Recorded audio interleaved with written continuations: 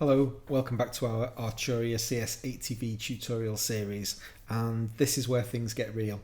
Up until now, this synth has been pretty well behaved and everything is easy to understand, and we've got oscillators and VCFs and ring modulators and aftertouch and all concepts that we're perfectly familiar with. But when we open this hatch, then we have the opportunity to engage multi-mode, and I'll say right out of the gate that I never build a patch or interact in any significant respect with this synthesizer not in multi-mode. And at the end of the video I'll show you what happens and the kind of trouble that you can get in if you turn multi-mode off. I never do. So I'm going to spend most of my time talking about it, and then we'll deal with the case where you turn it off and why I don't like not having multi-mode on. It doesn't make any sense to me. So what is it? Well, everything that we've dealt with up until now has been dealing with a single voice. We've got two oscillators that can be mixed together, and those two sounds, or those two oscillators, mix into a single voice. Now, the CS-80 is capable of generating 8 different voices simultaneously. So that gives us an enormous palette of potential that we can start enriching our sound with. But what we've got up here is 8 banks of data. So these are the first 4, these are the second 4. Each one of these corresponds to a voice, and voice 1 is always going to be output on this channel here, and so on we go down all the way to voice 8 at the end. In rotate mode, this voice mode over here is really important for everything we're going to talk about today. When we're in rotate mode, every time we play a key on the keyboard, the CS-80 will move down to the next voice and play that sound out of that voice. So if I'm going to play C3, every time I play a C3 on the keyboard, it moves down to the next voice.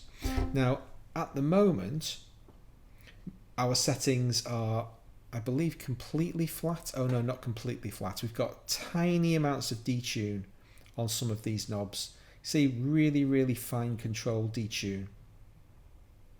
Now that's very difficult to hear when you're listening to each individual note.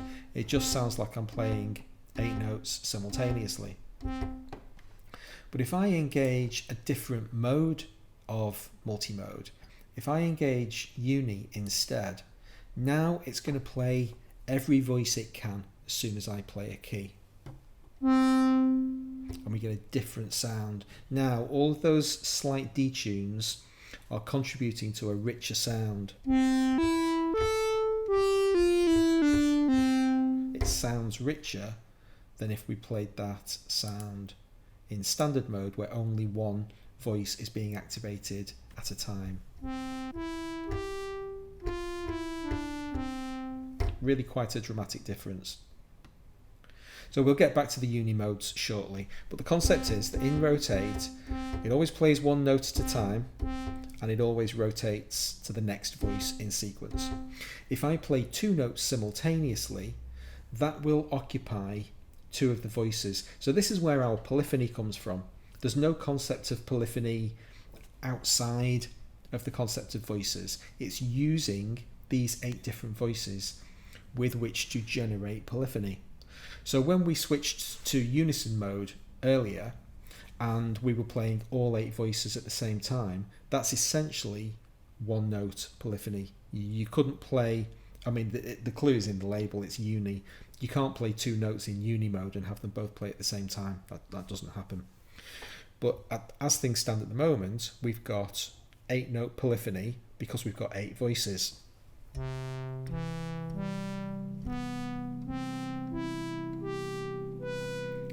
So now it's playing all of those notes, all 8 notes. If I try to play a 9th note, hang on a minute.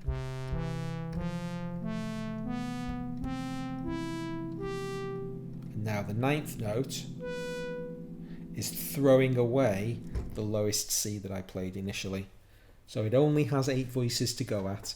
They contribute towards your polyphony, but they do in this strange symbiotic way with the concept of voices as well. So if I play 3 notes, it takes up voices 5, 6 and 7. The next note I play will come out of voice 8. And there it is. Now if I hold that note down and play another 2 notes, that's 1 and 2 cycled round, let go of that, then we'll play voice 3, 4, 5, and it just keeps going round and round and round.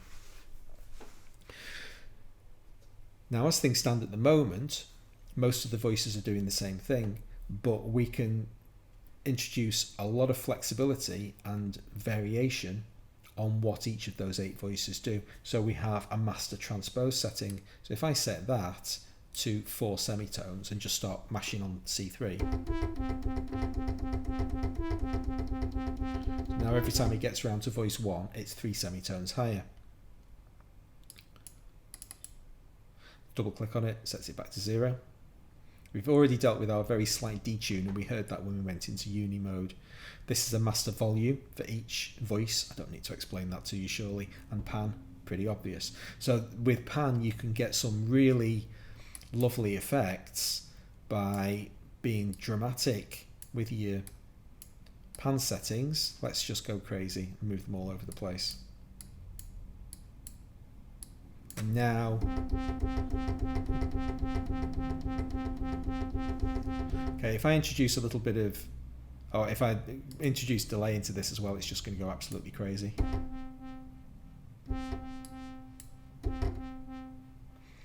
So each note has stereo delay in its own right, but then when I start playing the notes as well, then they're bouncing left and right as well, and it's all a little bit mad.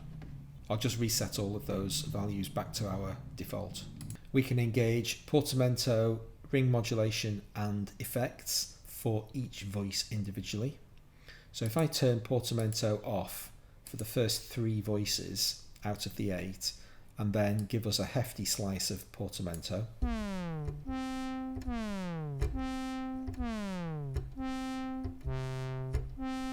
you hear that no portamento on that note then. These 3 notes don't have any portamento on them. But now none of the other notes do as well. Now I've stopped this demo at this point because we're just about to enter very choppy waters. I'm going to turn portamento off and we're going to come back to it shortly because there be dragons. You can turn ring mod on or off for each of the individual channels. If I, for the voices, if I crank some ring mod in, we get all the nasty ringness, but not on voices 1 and 2. And there it comes back again, and then it's gone. And same for FX. That's delay and chorus. It can be turned on or off individually for each of the 8 voices. Let's have a look at some of the other modes. Random, basically it randomizes the selection of the next voice that will be played.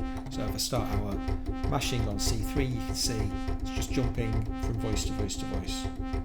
So you don't have any fixed like set pattern that's going to be used, because if you're playing, you know, a song, you're playing all sorts of different notes, so you might want that sense of randomness. Where it comes into its own is with the case of portamento.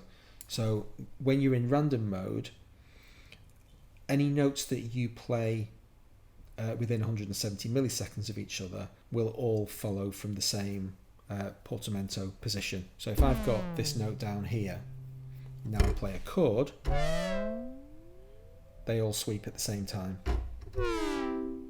And you get a nice,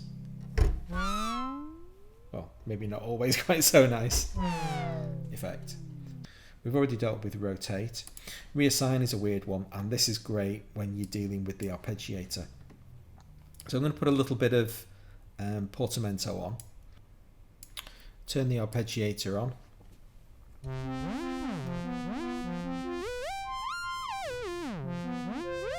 Madness ensues.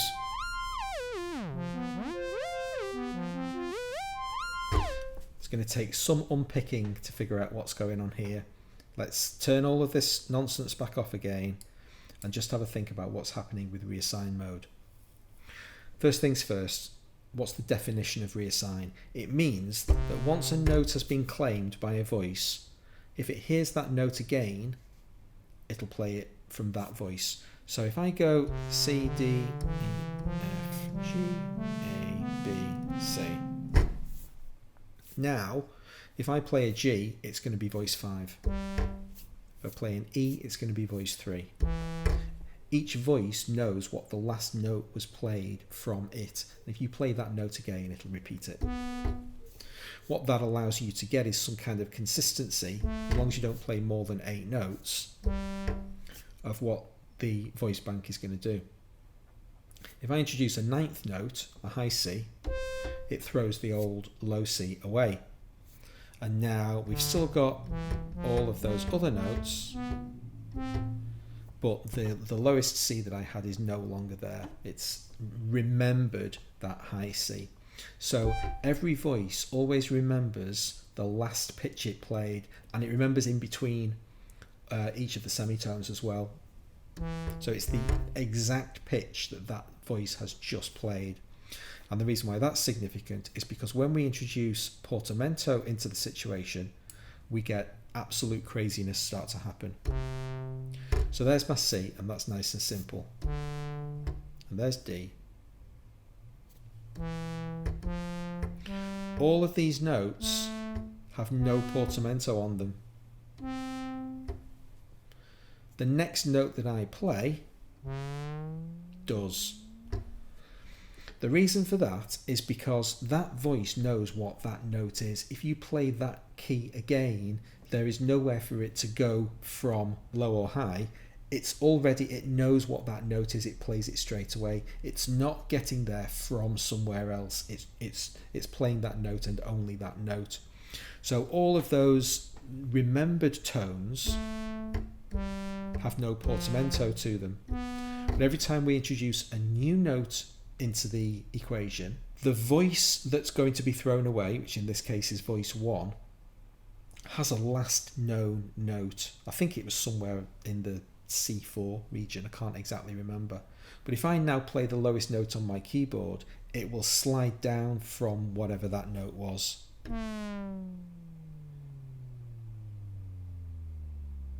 Just keeping going.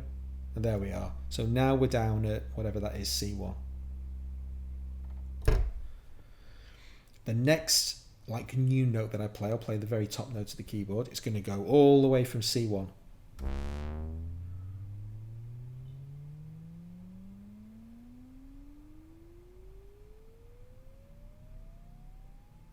I'll turn the LPF off so we can hear this more clearly.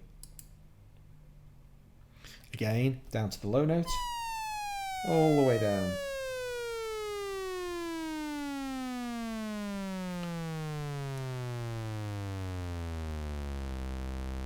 Now if I hold that note down and press the highest note on my keyboard,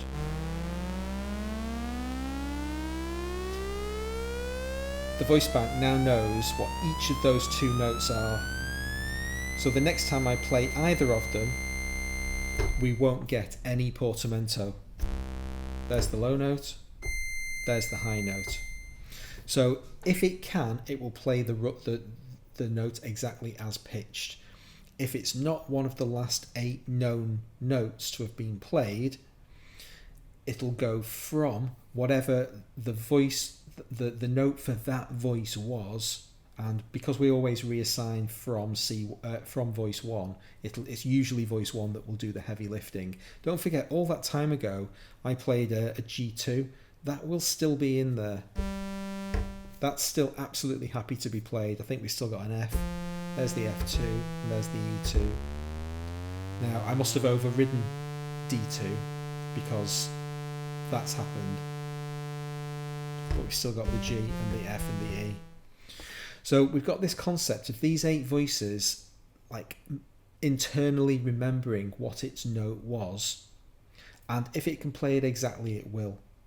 If it can't, it'll slide from whatever that voice, the voice that's about to be used to play that note, what was its last known value, and we'll portamento between the 2. So in arpeggiator mode, it overrides overrides its own ability to understand when a chord has been played. If we turn this off and I play 4 notes simultaneously, I get 4 voices. You can see that it's playing all 4 notes at the same time. In the arpeggiator mode, because it splits those notes up and plays them individually, it doesn't, and so it ends up portmanteauing between the different notes. There we go, I've got 4 notes held down. It's only using 3 voices. Let's try a different combination of notes.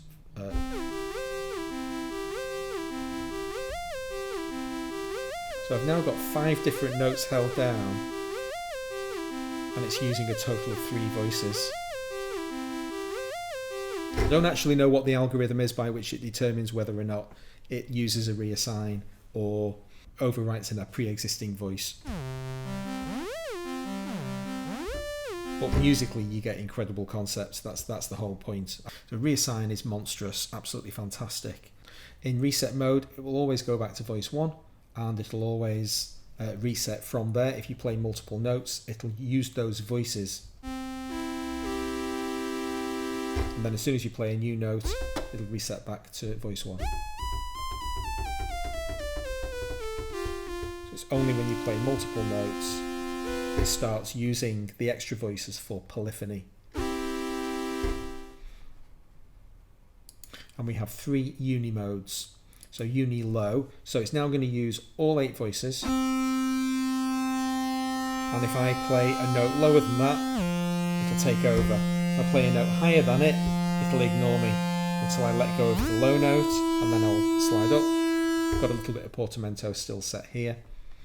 Uni high is the opposite. It will take the highest last note played. I'll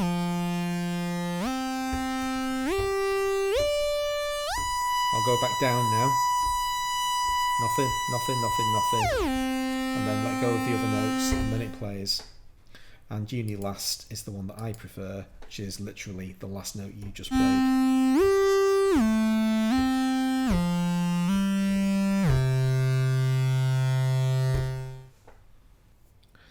Okay, your brain's probably ready to explode. Go away and have a drink and then sit down and come back and we'll deal with zones.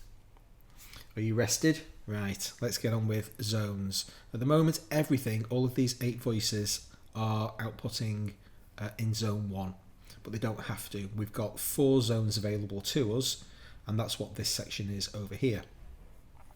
So we've only made changes to zone 1 up until now. If we assign this voice to zone 2 instead, we now have the option to create a brand new patch. So what's a patch? It's the sound. It's oscillators 1 and 2 mixed together. It's not ring modulators and sub oscillators and touch response. There is stuff that's at the keyboard wide level that is beyond the concept of a patch, but it is everything to do with your 2 oscillators. So we've now got 2 different patches, and that means that because zones 1 and 2 are both spread across the entire keyboard, when I play a note when I play my C3, it's actually going to be output on 2 different voices. And we're in rotate mode, so we're always going to get voice 1 played, and then you can see zone 1 is oscillating, is cycling between the other 7 voices. Okay. Now the advantage of this is that we can then shape those sounds to be whatever we want them to be. So we're currently editing patch 2. So let's turn patch 2 off completely and then bring the sine wave in.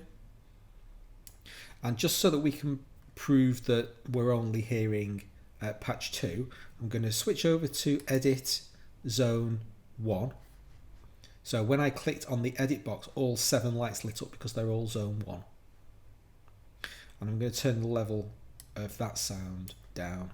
And now we hear a sine wave. That sine wave is only coming out of zone 2. Now you can see the lights are still lighting. The synthesizer is still throwing a quote signal to zone 1. It just happens to be at 0 level. If I There it is. And now we've mixed two patches together. So we can take the entire output from oscillators 1 and 2, bundle them together into a patch, mix them together a little bit, and then create a brand new patch over here, which is our sine wave. Oh, we're still hearing zone 1 as well.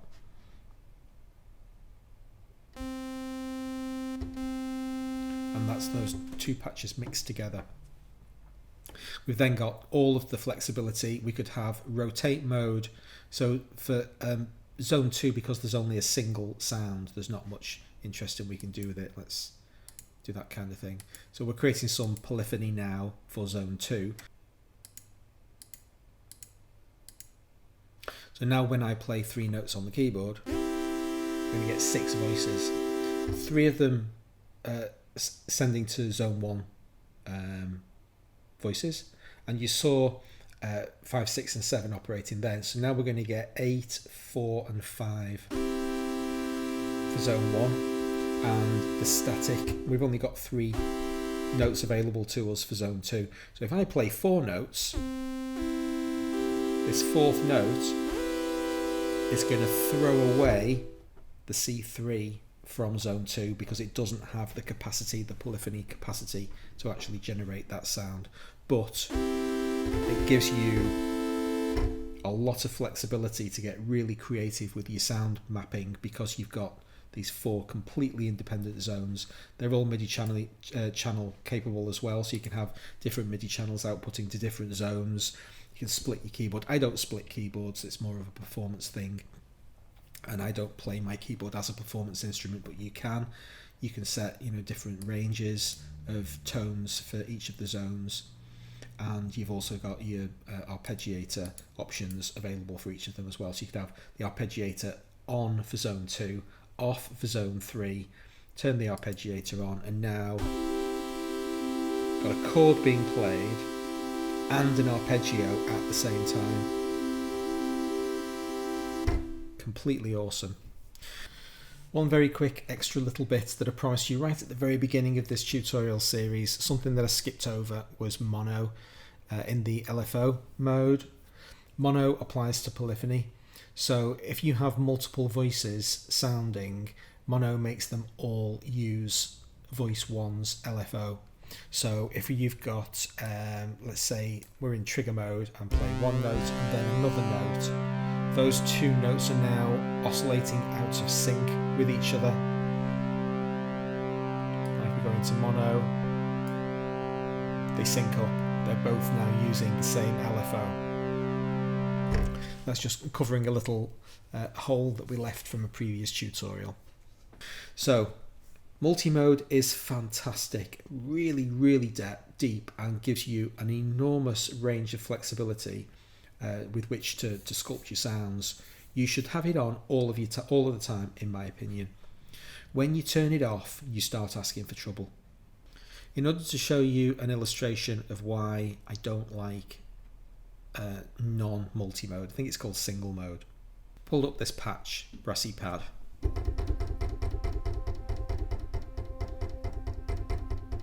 Playing C3 all the way. Have a look at that dial.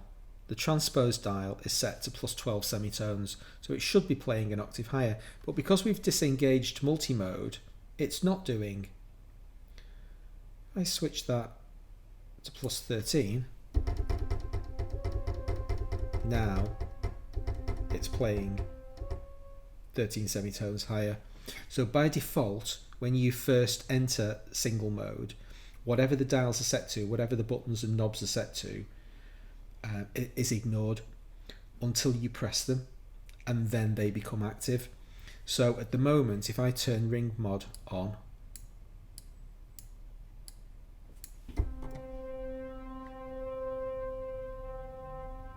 it's ignoring the fact that ring mod is disabled for all of the 8 voices. We're getting ring mod. If I turn ring mod on and off for those 4 voices, ring mod, ring mod, ring mod, no ring mod.